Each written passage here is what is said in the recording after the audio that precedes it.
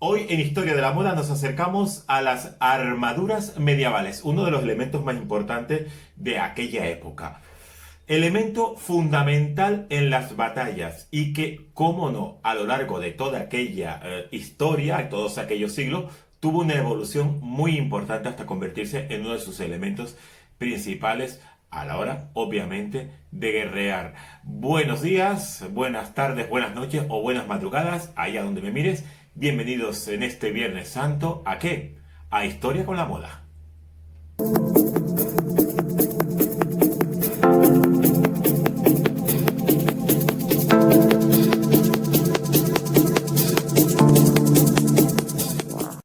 Las armaduras medievales evolucionaron a la par que el resto de armamento, porque los avances técnicos de los distintos tipos de armas pues hacían que había también que avanzar a la hora de protegerse de ellas. Hablamos, por ejemplo, de la Alta Edad Media, el principio de la Edad Media, en donde las hachas, las lanzas, las espadas, los arcos, ya fuera tanto batallando a pie como batallando a caballo, obligaba a protegerse todo el cuerpo pues con estas pesadísimas cotas de malla. La cota de malla no es otra cosa sino anillas de metal entrelazadas una con otras pequeñitas que daban, se supone, mayor movilidad al cuerpo, pero sí es verdad que daba muchísimo más peso.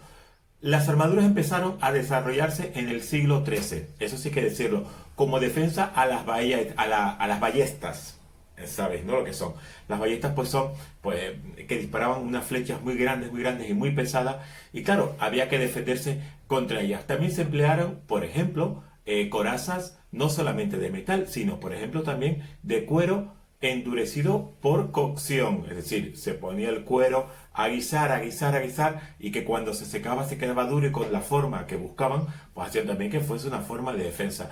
Pero miren, hubieron muchísimas cosas, pero sí que es verdad que todo aquello fue evolucionando hasta el siglo XV, en donde los caballeros iban vestidos de pies a cabeza, con relucientes armaduras, que en ocasiones estaban cubiertas por el blasón emblemático de cada casa. Ellos lo llamaban la juca o el jorneo.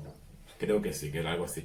Entonces, pues ese blasón era imprescindible para saber quién era cada caballero y contra qué lado luchaba. Es decir, ¿me entienden? Claro, si eran todos parecidos, pues lo único que los distinguía era el blasón. Les voy a dejar algunas imágenes para que vean qué interesante es todo este cambio en cuanto a las armaduras a lo largo de los siglos 11, 12, 13, 14, casi tocando el 15.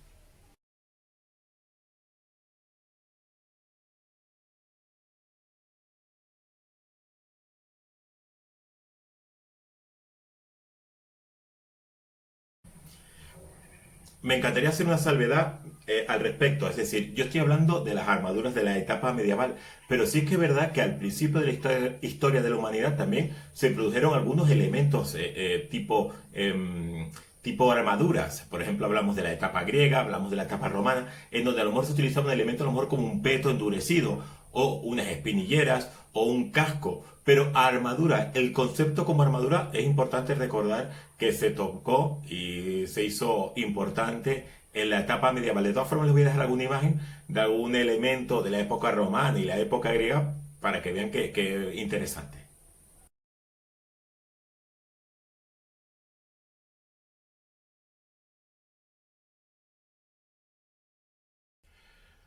Hay que reconocer que los avances técnicos en todo esto fueron muy interesantes, a pesar de a día de hoy parecer que son como muy antiguos.